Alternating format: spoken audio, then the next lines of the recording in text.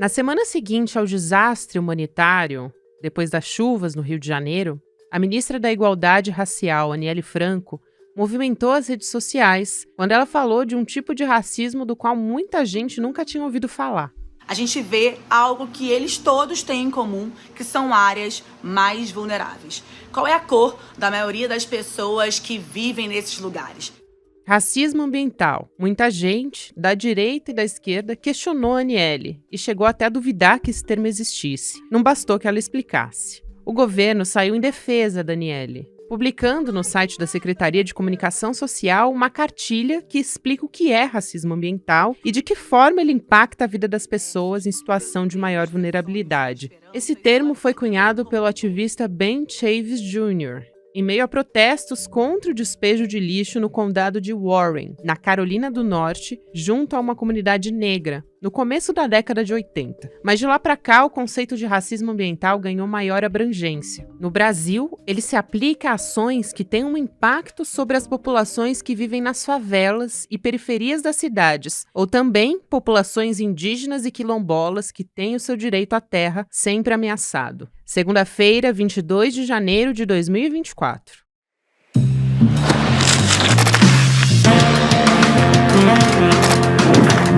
Olá, seja muito bem-vindo, seja muito bem-vinda. Eu sou a Gabriela Varela.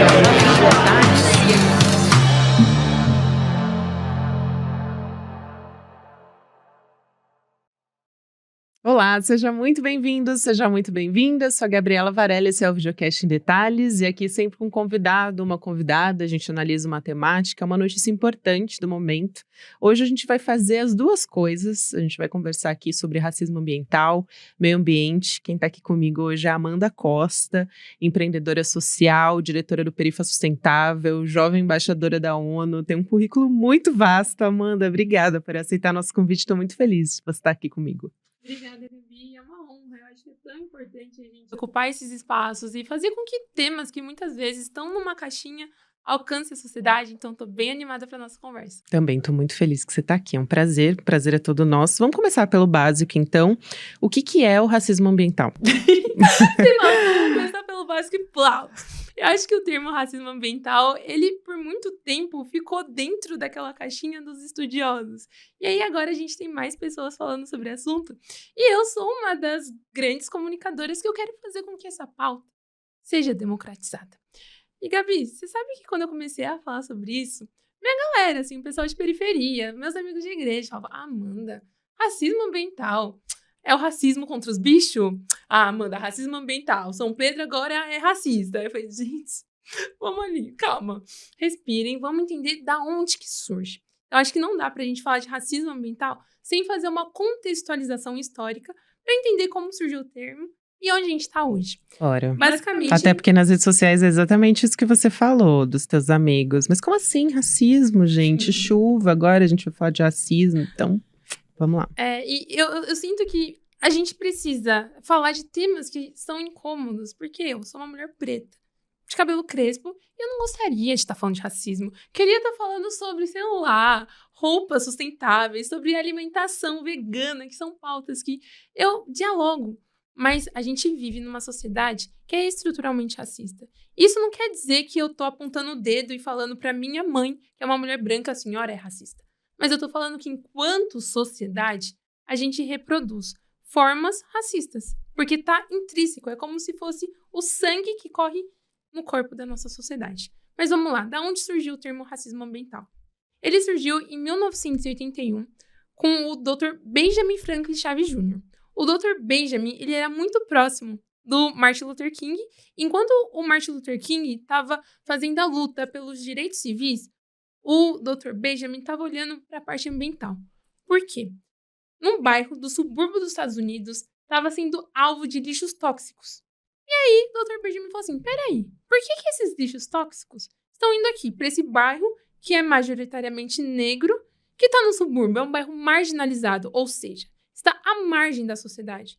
Isso está errado. Então, o Dr. Benjamin, ele foi para as ruas, trouxe uma mobilização social, ia lá, falava com os vizinhos, chamava a galera para fazer passeatas. Isso o termo, quando a gente vai para pra rua. Mobilização social? Mobilização social, pra estar nesse lugar. E, ao mesmo tempo, ele também estava na universidade, desenvolvendo termo, entendendo a origem técnica, fazendo pesquisas mais aprofundadas. E aí aconteceu várias coisas. Ele foi preso, ficou um tempo na cadeia, foi solto, mas ele conseguiu cunhar o termo. Então, racismo ambiental, quando surgiu, tinha a percepção, a concepção de mostrar que populações negras que vivem nos subúrbios, que vivem à margem, que estão marginalizadas, são alvos das injustiças sociais e da discriminação racial. Ou seja, acabam sendo mais suscetíveis às doenças que ocorrem pelo descaso social. E aí, quando a gente olha para a sociedade atual, quando a gente olha para o presente, quando a gente olha para toda a discussão sobre meio ambiente, sobre sociedade, sobre economia, a gente percebe que o termo transbordou. Ou seja, ele não apenas está restrito a essa comunidade que surgiu nos Estados Unidos. Por conta dos debates sobre mudanças climáticas, crise climática, a gente também costuma falar o termo de racismo climático, racismo ambiental, entrelaçado ao clima. E o que isso significa? Gabi, hoje a gente vive eventos climáticos extremos. Como assim? A temperatura média global está aquecendo. Isso faz com que a gente tenha cada vez mais chuvas, secas e esses diversos eventos, como ciclones, tornados, furacões. Isso afeta toda a sociedade. Isso afeta o planeta Terra. Todo mundo vai sofrer. Mas, dentro de uma construção social, tem um grupo que sofre as piores consequências. Porque essas piores consequências são fruto de um descaso estrutural, histórico, governamental. E quem são essas populações? Populações racializadas. O que significa racializadas? Populações negras e populações indígenas. São as pessoas que majoritariamente já estão sendo alvos desse racismo ambiental. E aí vou dar um exemplo bem prático para que a nossa conversa fique tangível. Quando chove aqui em São Paulo, onde é que inunda? Onde é que alaga? Não é na Avenida Paulista, não é na Faria Lima. É na Brasilândia, a periferia onde eu nasci, cresci e vivo atualmente. Jardim Damasceno estava embaixo das águas nesses últimos dias. E aí você fala, não, Amanda, mas é porque essas populações ocuparam os morros e as populações estão erradas. Será? Porque quando a gente olha para o bairro de Perdizes, que é um bairro de morro também, a gente não vê alagamento. Então, acho que é importante a gente trazer essa contextualização do termo racismo e racismo ambiental e ver que o racismo é estrutural. Ou seja, ele está na base, ele está na estrutura da nossa sociedade. Vai afetar a parte ambiental, vai afetar a parte social e vai afetar também a parte econômica. Isso é perfeito que você fala, porque como que voltou à pauta o racismo ambiental? Quer dizer, a gente teve semana passada um período de chuvas no Rio de Janeiro. Os bairros mais afetados, as regiões do Rio de Janeiro metropolitanas mais afetadas são justamente as regiões periféricas. Então, quando a gente vê as imagens das chuvas, fica muito claro quem é que está sendo a população majoritariamente afetada. Isso quer dizer que só essas populações são afetadas? Não.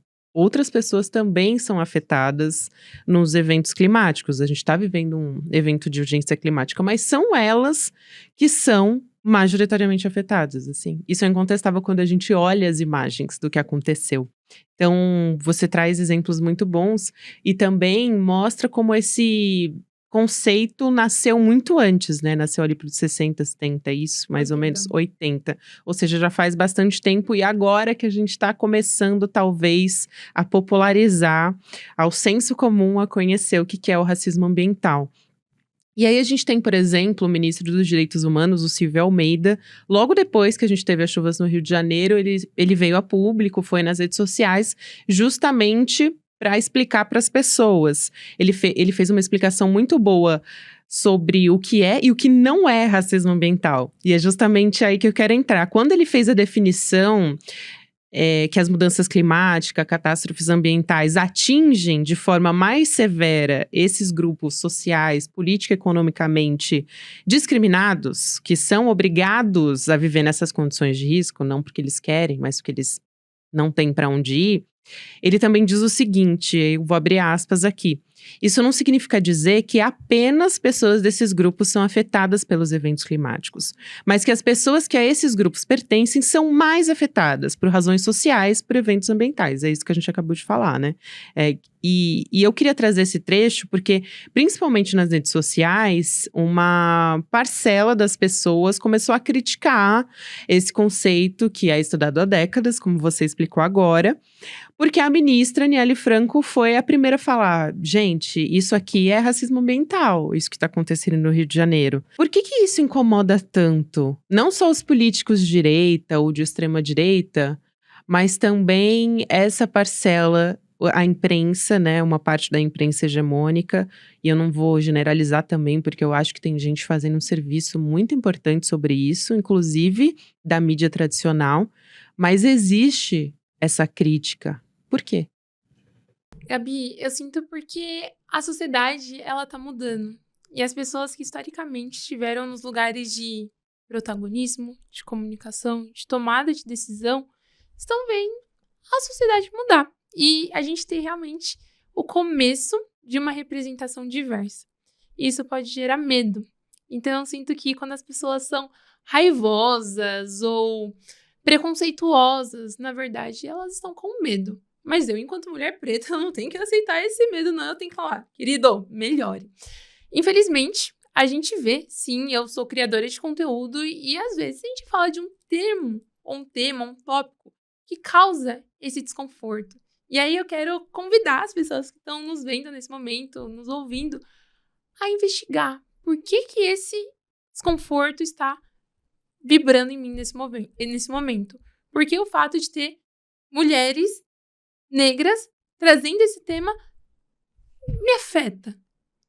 E por que será que as pessoas, ao invés de falar, racismo ambiental, nunca ouvi, deixa eu pegar meu celular e pesquisar, já vão direto para ataque? Porque a gente vê uma mudança na sociedade. E eu sinto que essas pessoas que historicamente estiveram nos cargos de tomada de decisão, de liderança, têm medo. Têm medo de perder sua posição. Mas eu gosto muito de olhar com uma perspectiva de colaboração. No mundo da política, e por conta do meu trabalho, eu estou muito envolvida com política, o pessoal fala: tem que disputar espaço, tem que disputar poder. Vrau, meu Deus! Eu falo: não quero seguir desse jeito. Porque esse jeito, um mundo baseado em exploração, competição e disputa, criou todas essas desigualdades que a gente está vendo. Então, eu prefiro seguir numa lógica de que há espaço para todo mundo.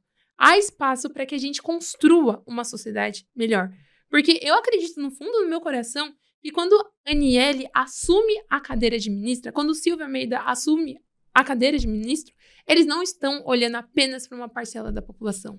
Eles estão olhando para um todo. Mais uma parcela da população que foi historicamente excluída, marginalizada, silenciada, agora está tendo uma representação através da voz dessas pessoas, dos nossos ministros.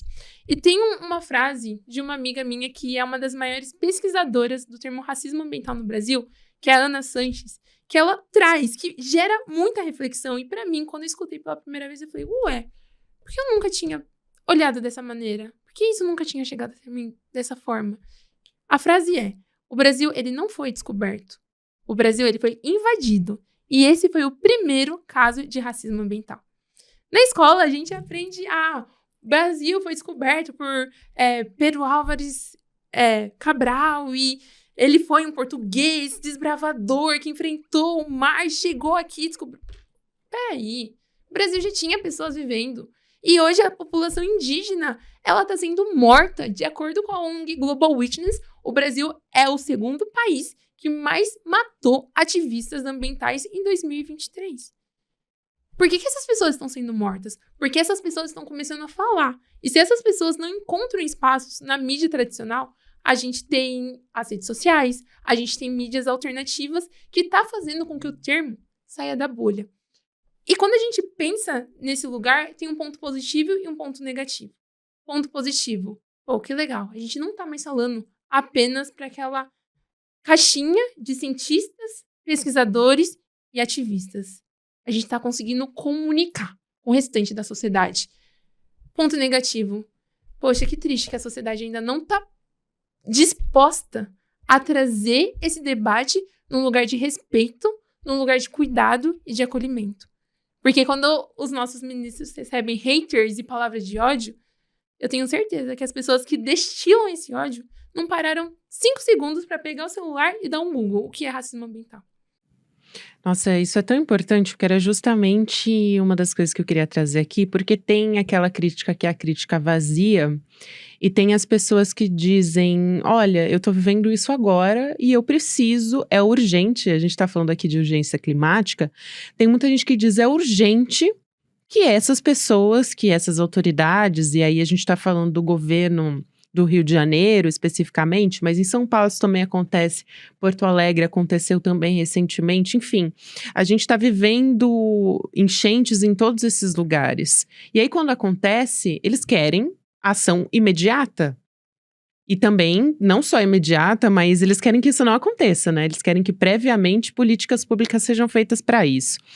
Aí, a gente tem, claro, a extrema-direita, a gente tem o cidadão das redes sociais que está lá muitas vezes fazendo crítica vazia, mas tem quem vai para a rede social ou, enfim, contestar de alguma forma, porque isso está interferindo diretamente na vida dele. Então, eu vi muita gente questionando também a própria ministra Aniele Franco, ou as ações da ministra Aniele, dizendo, gente da esquerda dizendo, olha, ok, isso é importante, mas eu quero soluções reais. A gente tem que sair só do discurso e eu quero saber o que é que está sendo feito.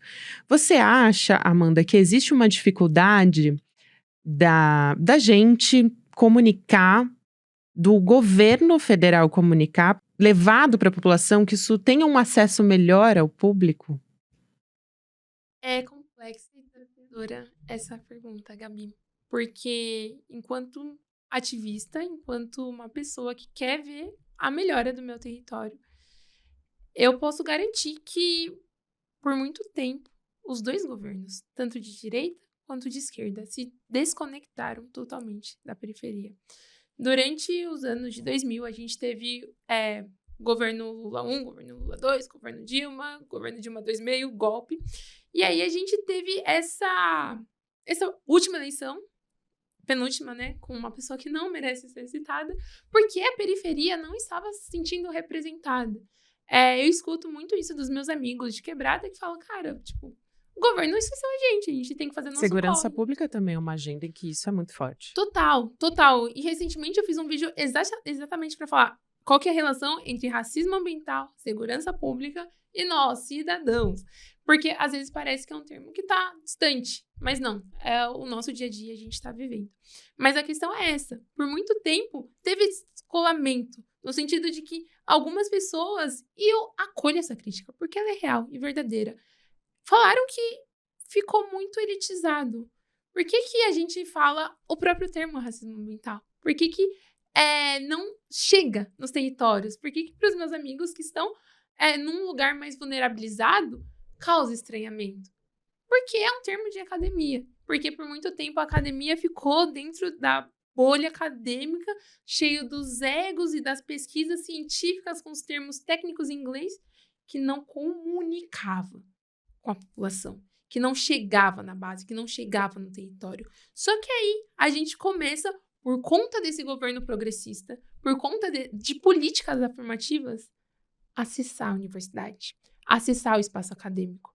E aí a gente muitas pessoas periféricas entenderam esses termos acadêmicos e técnicos e fizeram sentido de volta, voltaram para os territórios e começaram a contar para os seus amigos, para os seus familiares, para os seus colegas de trabalho, seus colegas de igreja, e começou a despertar esse senso crítico e começar a criar mais formas de comunicação.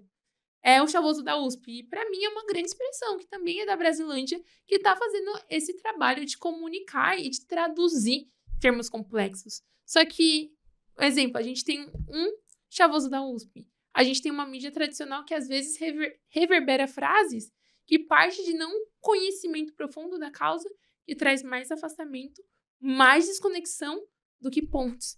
Porque para muita gente também é muito conveniente que essas pessoas que estão sendo atingidas não tenham uma consciência do que é isso, porque elas vão cobrar, né? Exato. E aí, quando você pergunta de políticas públicas, esse ano a gente vai ter eleições. a gente precisa colocar representantes que realmente representem toda a população e não apenas um grupo específico da sociedade. E aí, você olha para o trabalhador médio brasileiro. Ele está acordando 5, 6 horas da manhã, vai gasta umas 2 horas, 1h30, 2 horas até ir para o trabalho, trabalha o dia todo, volta para casa, gasta mais 2 horas no transporte público, vai ver o Big Brother, porque ele quer ter um respiro, porque a gente se acostumou a ficar tanto tempo num lugar de sobrevivência que o que a gente mais quer é respirar. Porque isso também é um projeto de alienação da população para que a gente não cobre os nossos direitos básicos. E aí, no nosso subconsciente, rola o pensamento de, se eu quero mudar de vida, eu tenho que trabalhar mais, eu tenho que me esforçar mais, que é o pensamento meritocrático. Só que essa meritocracia funciona para quem? Provavelmente não é para a pessoa que está trabalhando 8, 9, 10 horas por dia e gastando 4 horas no transporte.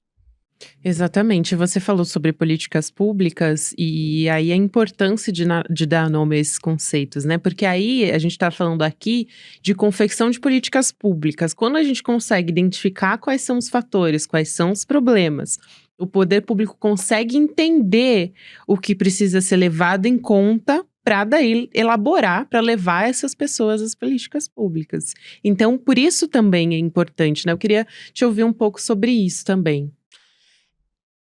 O ponto principal que para mim pega bastante é que a maioria das pessoas, não todas, a gente tem representantes que já viveram essa realidade, mas a maioria, se a gente pega uma foto do nosso congresso, não são pessoas que já enfrentaram enchentes, não são pessoas que já tiveram que ficar sem comer porque não tinham dinheiro, não são pessoas que vieram da base. E aí a gente tem um descolamento. A gente precisa de cada vez mais dados da periferia. Por isso que, com a Secretaria de Favelas, a gente tem um campo importantíssimo para gerar dados. Políticas públicas são feitas, são desenhadas a partir de dados, a partir de evidências, a partir de estudos. E aí, o que acontece? As pessoas que estavam na academia há alguns anos, majoritariamente não eram pessoas vindas de periferia. E aí, quando iam para a periferia para trabalhar, as que iam com aquele olhar muito colonizador, de exploração, de explorador, sabe? De desbravador. Tipo, pegavam a lupinha e deixam entender o que está rolando nesse território. Que é uma parada massa, mas se não é feita de uma forma empática, vai gerar mais desconexão do que pontes, do que uma construção realmente efetiva. Esse ano a gente tem eleições, então eu quero pedir encarecidamente para as pessoas que estão nos acompanhando que pesquisem seus candidatos, que votem mais mulheres trans, mais mulheres pretas, mais mulheres indígenas, porque são grupos que estão subrepresentados dentro da nossa política tradicional. E se a gente quer mudar a realidade das periferias, das favelas, das comunidades indígenas, a gente precisa colocar nesse lugar de tomada de decisão pessoas que viveram essa realidade. Porque a partir do momento que elas vão sentar nessa cadeira e legislar, elas não vão legislar apenas para um grupo específico, mas elas vão legislar para um povo. Elas vão realmente representar. Por isso que é tão importante que a gente tenha essa conversa, que a gente expanda esse termo, que a gente fale sobre esse assunto. Porque as pessoas, quando não têm familiaridade com alguma pauta específica, vão colocar numa caixinha e vão trazer estereótipos.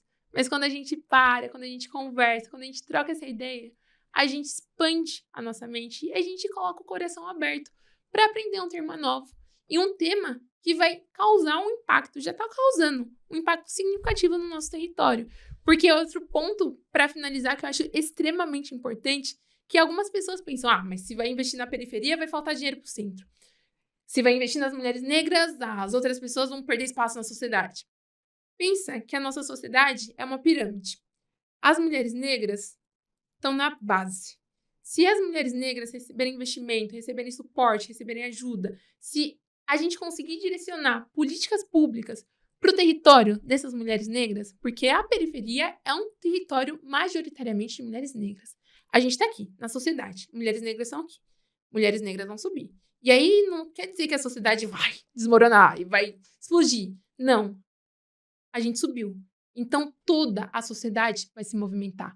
Angela Davis tem uma frase que é: quando a mulher negra se movimenta, toda a sociedade se move com ela. Ou seja, se a gente investir nas mulheres negras, nas mulheres indígenas, nos grupos de base, nas organizações da sociedade civil que trabalham com projetos sociais nos territórios marginalizados e vulnerabilizados, toda a sociedade vai se beneficiar com essa pauta. Então, racismo ambiental, crise climática não é um termo que tem que ficar estereotipado ou na caixinha ou ser alvo de crítica nas redes sociais. Mas a gente pode usar isso como uma possibilidade de ampliar o discurso e fazer com que, através disso, a gente cause essa mobilização social que o nosso planeta tanto precisa. Quando a gente está falando, por exemplo, de você ser afetado no teu dia a dia por isso, a gente pode recair nesse conceito também da ecoansiedade, que eu já falei algumas vezes aqui também no programa, que é um conceito que é um medo crônico, né, de destruição ambiental, de catástrofe ligada à crise climática, enfim, é um sentimento coletivo, é de comunidade.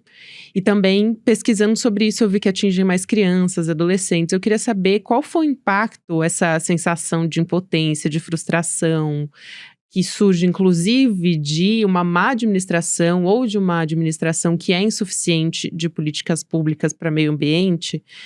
Em que medida você foi afetada por isso, que você percebeu as pessoas do teu entorno, os seus amigos, os seus familiares afetados por isso? E acho que daí a gente pode explicar também, mais uma vez, o que é a ecoansiedade.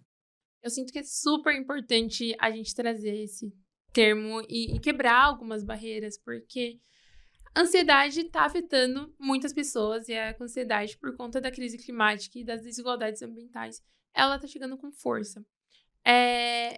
As gerações mais experientes vão perceber que tem uma diferença gigantesca com as gerações mais novas.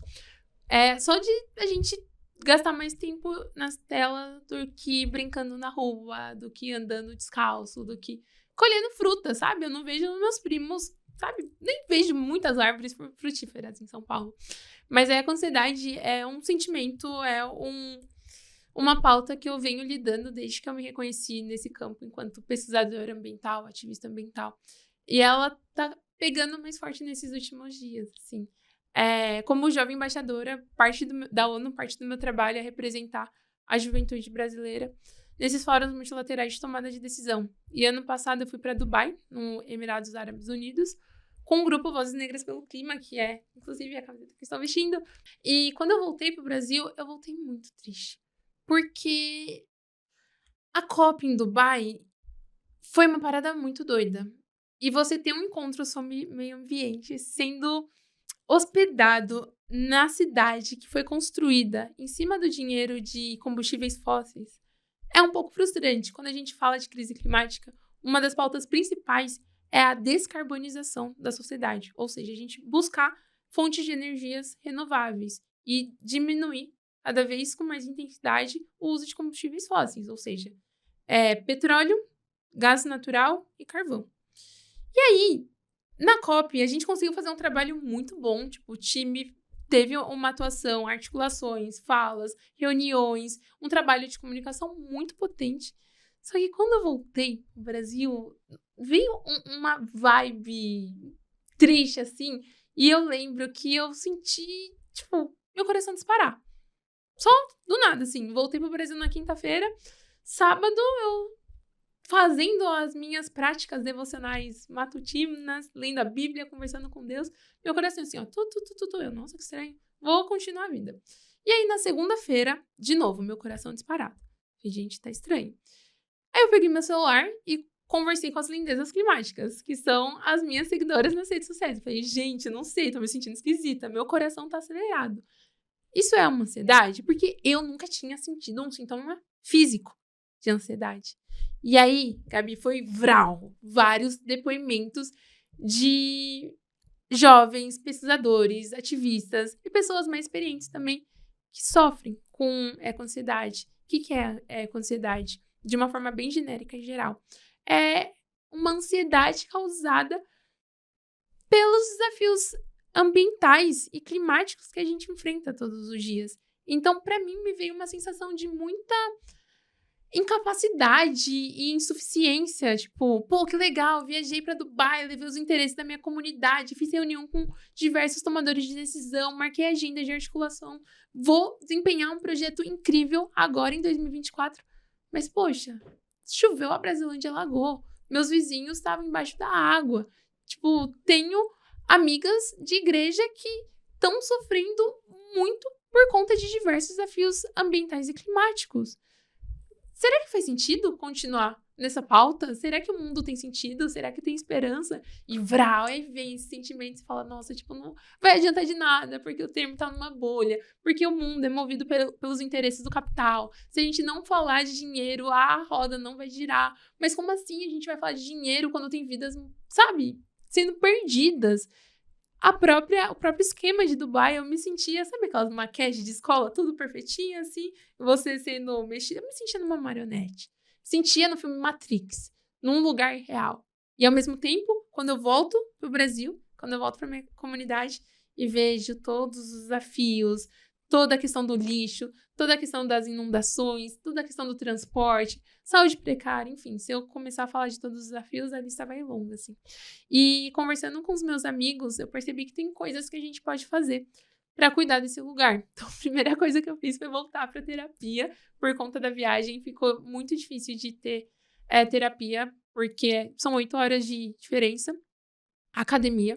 Então, hoje, nas minhas redes sociais, sempre vou pra academia, eu posto a hashtag Gostosas pelo Clima, pra incentivar uma legião de gostosas climáticas que vão olhar pro planeta, mas também vão olhar pro próprio corpo. Tem uma questão que eu sempre trago, eu não consigo fazer o bem se eu não estiver bem. Eu não consigo cuidar da terra se eu não cuidar de mim. Então, a gente precisa ter o nosso tempo de olhar pro nosso corpo, que também é o nosso planeta, que é o nosso universo individual. E a questão da alimentação. Isso tem um impacto no nosso corpo, isso tem um impacto na nossa mente. E aí, ouvindo alguns podcasts, buscando conteúdos, uma outra parada que eu aprendi foi o aterramento. Você já ouviu esse termo? Não. Aterramento é a gente tirar os sapatos e pisar no chão.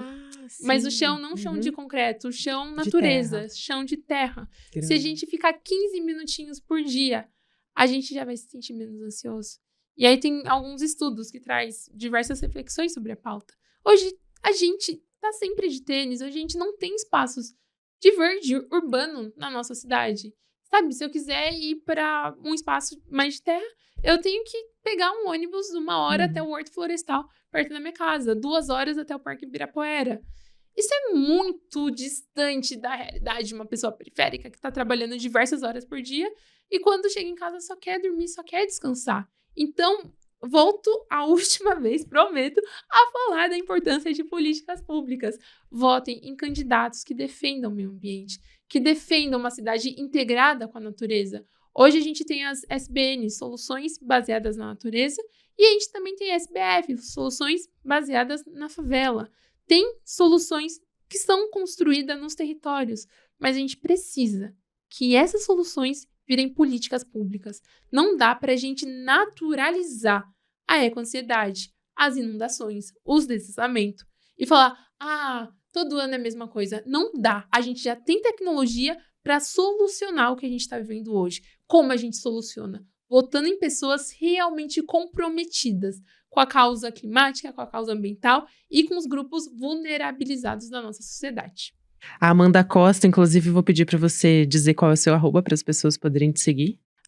@sou Amanda Costa, SOU Amanda Costa. A Amanda Costa é empreendedora social, é também diretora do Perifa Sustentável, jovem embaixadora da ONU. Foi um prazer te receber, estou muito feliz de você ter vindo aqui e as portas escancaradas para você voltar sempre que você quiser. Só fazer o convite, adoro falar de clima, quando eu começo eu não termino nunca mais e a gente precisa fazer com que essa pauta alcance cada vez mais pessoas. Então, obrigada pelo convite, Gabi. Eu que agradeço, Amanda. Um prazer te receber. Um beijo, até mais. Beijo, até mais. O Videocast em Detalhes fica por aqui. O próximo episódio vai às horas 10h30 da manhã, ao vivo no YouTube. Lembrando que você pode nos acompanhar também nas plataformas de áudio. Para quem tá no YouTube agora, você acompanha o Mercado Investimentos, depois tem Rolê CL, 6 horas da noite, série Notícias, segunda edição.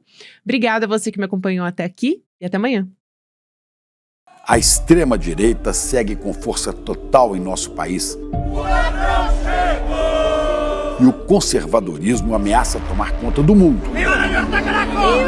A inteligência artificial distorce a realidade que conhecemos. A internet está mais repleta de ódio e de fake news do que nunca. As mentiras que eles contam beiram o absurdo. Querem destruir reputações e transformar os bons em criminosos. O Júlio Lancelotti atua como um cafetão, distribui marmita, mas não faz nada para salvar ninguém. Querem reescrever a história. Vocês nunca viram uma ação que terminou em violência por parte das pessoas que participaram de várias manifestações por todo o Brasil ao longo do meu mandato quase todo. A sua sede de poder é insaciável e eles vão fazer de tudo para tentar nos paralisar de medo.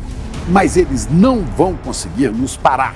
O ICL está aqui para lutar contra os inimigos da verdade. Não podemos e não vamos nos curvar. Não podemos e não vamos baixar a guarda justo agora. Nossa comunidade é a nossa maior força nessa luta contra os poderosos. Venha conosco lutar pela democracia. Em 2024, acesse icl.com.br. Vamos à luta!